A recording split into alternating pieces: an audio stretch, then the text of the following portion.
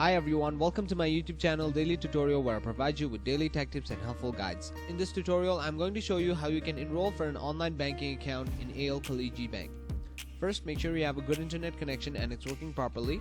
Then go ahead and open up a web browser. On the search bar, type in alkhaliji.com and then press enter.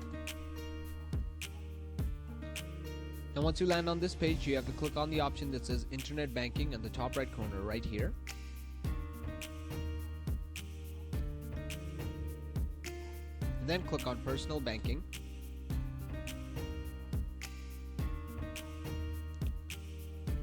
Now, to register for a new account or enroll for a new account, you have to click on the option that says Register here.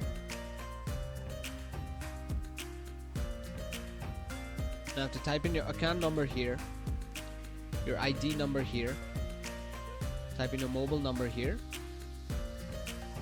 choose your date of birth here, choose a username here, and then click this box right next to the option that says Accept Terms and Conditions. Now to finish this captcha here, and lastly click on Submit.